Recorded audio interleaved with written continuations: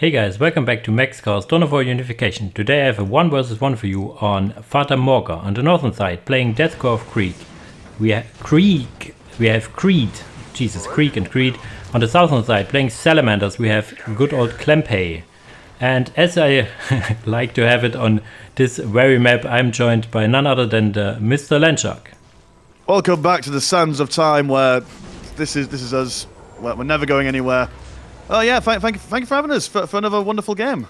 Let's see how this one goes on this sandy map. We have on the opener side, we have a field barrels into generator. There's also some sneaky engineers moving to the other side. What could that be? Ooh, could it be a bunker perhaps from the death court of Creed? Ah, there we go. He has already a defensive bunker going on, so he does go for the double bunker opener, which delays his economy by quite a bit in the early game, but gives him a good map position. On ckleampay's side, we have actually a tactical squad opener. I think there was some stuff going on that, like the grenade opener for the Salamanders, like the burning grenade opener is most effective against guard factions. So this is probably a game he tries to prove the point. So I think one of these grenades can kill a whole Jaeger squad, because they go rampant and then you can kill the remaining ones. You know, that is very interesting, because I would assume that the Thunderfire cannon would be the way forward for anything quite squishy. Although I do regret Creed's southern bunker. I do wish it was a little bit more in between the strategic point and the relic, just to be able to cover both of those at the same time. But I suppose he was more concerned about maybe the engineers getting shooted by the scouts. It's fine. It's covered one relic, and that's more than enough. Yeah, that's So if you deny 1 point from the opponent, you have 1 point more, and you get ahead. He's also generally more faster with his Jaegers around the map, so I guess the criticals will also fall to him. But these Jaegers on the right side stood there too long, lost the morale, cannot retreat, and will go down altogether. That is very unfortunate. You'd think they'd be able to stand up a little bit better against the scout squads of ckleampay, but Salamander Scouts and Salamander Tactical Marines, as we say in most games, being Salamanders, they are a little bit slower, but a lot more tankier and tougher in combat. Yeah, exactly. And he has now the Doomfire grenade, so if I was a Krieg man, I would... they want to die for the Emperor, so they will get close to these Tactical Marines, I think, and will get burned to death. There's focusing on the Tech Marine on the listening post, but the listening post will go up as the Tech Marine has Commander Armor. Will it be immediately upgraded? No, he got... yes, of course, he did go for a Generous Opener, adding now the 3rd Tactical Marine Squad. I will have my economy layout on the left side, so we will see the economy as it goes very similar.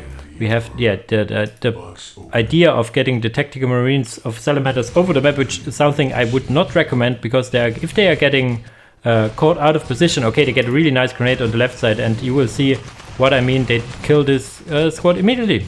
But that's awesome. Yeah, but if they get caught out and even getting slowed by the bunker even more, and you need to run away, they have a long run to go for.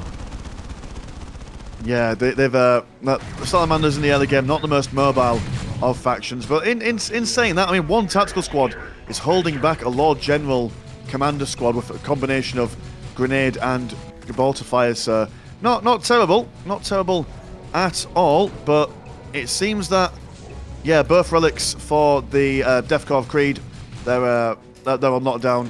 They definitely have the map advantage at this present moment in time. Yeah, the only thing I'm wondering about is that Creed actually lost quite a lot of Jaegers in the process, so he has not started tier 2 yet. I was thinking that he may already has, but he hasn't.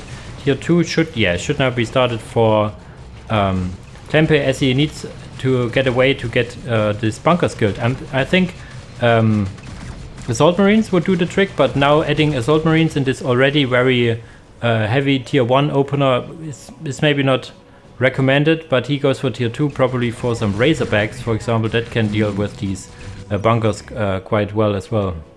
Oh, do we see now another nasty grenade? Come on, give it to these Jaegers. Well, just one grenade is all you need. Maybe even a couple, just to really show them that you mean business. But yeah, like you say, Razorback is probably the way forward. One, for being able to stand up and tank the damage from the bunker, but also do believe they can sneak a singular squad of tactical marines inside of Razorback. It is like a quasi combat vehicle as well as a transportation vehicle. So you never usually see people use it for transportation, but that is an option. They can do that, I do believe. Yes, you can do. They have one space, like this opener, this very opener with the tactical marines and Doomfire grenades was, I think, the first build order that I explained in my Maxcellent build order series. Yeah, great pun, I know. So this is it's an option. So he's more mobile on the map with this tactical squads that I would recommend because they're so slow. But once you have Razorbacks out, you can drive them around. You can give them melters for some anti-vehicle as well, and then you have like the Razorbacks for the anti-infantry and the tactical squads for the anti-infantry grenades, but also the anti-vehicle weapons. So this is the way I would recommend it. He's not adding flamers yet, but is he adding a, what is it called, an anvil, I think it's called? Not yet. Tier 2 is finished and he has the resources. There we go. Anvil dropped in the base.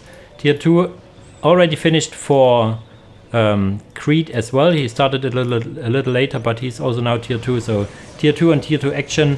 What could he go for? Probably heavy weapon teams into chimeras is probably the most... the stronger thing you can think of? Yeah, I'd say so. I mean, the heavy weapons team's not going to get too bogged down in close combat from the tactical marines, unless, of course, the Razorbacks move straight in. But, I mean, you know, you've got the grenades, you've got the Razorbacks for maneuverability. It's going to be a very micro-intensive build. You've got to make sure that your tactical marines come out the correct side of the Razorback, that they throw the grenades, got to make sure that the cooldowns, you take note of them, because you don't exactly want to bring out a Space Marine squad that have already used their grenades at the wrong time. So it's a very good build, very good strategy, but it's going to require a lot of skill to be able to pull off compared to the DKoK Kriegs, Master Heavy Weapons teams, and Air Move, which maybe I'm doing a little bit of a disservice to the DKoK Krieg there, but I don't think their build order is going to be nearly as intense for the player as the Salamanders are. Yeah, DKoK Krieg generally considered the strongest faction Unification has right now, so there's a valid point. And he goes actually for Rhinos and not for Razorbacks because he has a very low economy. So the Rhinos will do the trick as well in transporting these tactical marines. They can also then transport 2 instead of 1. So there you go. And being tanky as well, so he can drive into this bunker and pop out his tactical marines and even dropping a smoke launcher as well. Now the assembly plant is added from Krieg here, but he is not giving up on his outer position here. The one thing I want to emphasize is that ckleampay didn't muster enough resources to get his strategic point outside of his base, but so the economy is widely in Krieg's favor, but let's see if the economy damage can be done by this Slinger squad. 2 tactical marines with melters going, focusing at the bunker, or are they missing, or I don't see enough damage going down at it. Yeah, that is not a lot of damage coming in. I mean, how many metal guns have they got? They've got 2, 4.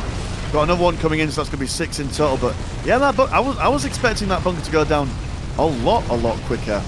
So yeah, I mean, they've got a limited amount of time, like you said. They've got to make an impact on the economy to be able to smooth and even things out. But will they be able to do it by the time that the DKoK Krieg start counter-reacting? They are starting to push down on the southern side, building up a gun turret emplacement. They are definitely holding on to that relic with every inch of strength that they have, as the observation post on the northern side is again being slowly taken down. I don't know if the building damage for these melter guns is any good, really. I think they are more meant to kill vehicles instead of buildings, it seems. Because I know for a fact that they are really good against vehicles, but against building, yeah, they are quite low. I mean, the generator is dying very fast if you compare it. So maybe it's just that the DKoK Krieg buildings are very tanky in the sense that the listening post has 2.7k health. Yeah, there's even now the counter attack of some Jaegers and command squad in the base of the Salamanders. Listening post is firing away quite literally, and attack marine as well. But yeah, he has only 3 points now, and maybe a relic, a critical. Yes, 1 critical. Now killing a poor Jaeger squad here. They are not going home anytime soon. That's fine. They don't mind dying in the line of duty. They will inspire themselves by losing the morale, and they are not going to go anywhere. They die where they stand, just like a good Kriegsman. But yeah, it's surprising that the Lord Commander General squad and a Jaeger squad was beaten back by a singular Tech Marine and a level 2 listing post.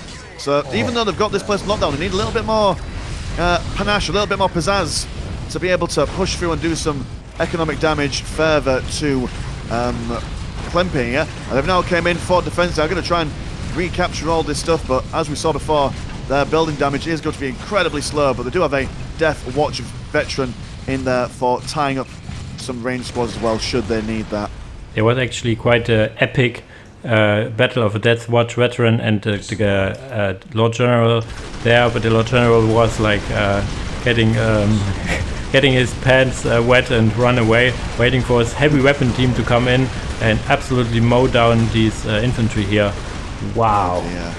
Yeah, I mean, the heavy weapons platoon for the DKoK Krieg, I would say that that's what really makes their tier 2 incredibly strong. The fact that you could put a heavy weapons team inside a Storm Chimera, taking that, I mean, their main weakness is that, yeah, okay, they're mobile, but they're quite slow. And, I mean, Storm Chimera, that just basically just takes away their weakness entirely. So they're just going to maneuver around and then murder everything. Oh, we've also got some Death Riders, that's cool. Like a good Death Rider. Burning Death Riders from Doomfire Grenade. They're like now the burning riders here. Yeah, as you were touching the topic of the heavy weapon platoons, the main issue is that their reinforcement cost is way too low for heavy weapons. This is something that will be tackled in the next version. They are more or less okay in the damage department. They are just way too cheap, so you can get these 2 squads of platoons very easily, as well as the chimeras. So the idea is that in the next version you more or less have to decide, either I go for this rather immobile weapon teams or I go for vehicles. Yeah, but the execution was pretty good by Krieg. So he of course he had the quote-unquote stronger faction, but you still need to what should I say, still need to execute the strategy. It's not done by itself. Oh, definitely. Like if ckleampay's multi-melter guns were able to do a bit more building damage, I reckon that push north that they did would have seriously caused Krieg a big problem. But just because they didn't have that punching power necessary, they just weren't able to do what they needed to. So that gave Krieg enough time to basically exploit the southern side. But yeah, it was good play. Good play from both players. Yeah, exactly. And before we finish this out of here, do you have to say something about your wonderful YouTube channel you have going on? Oh, yeah. I do the YouTubes every now and then. I do all kinds of Dawn of War, whether it's vanilla, Ultimate Apocalypse, specifically and majorly for this topic. I do Unification as well. So, yeah, come on down and check out the vibes, man. Check out the vibes. Very nice, very nice. Expanding your horizon as well with some Let's Plays, I noticed. So, yeah, check him out if you haven't already. And, yeah, for this cast, I say, as usual, guys, thanks for watching and see you in the next video. Peace.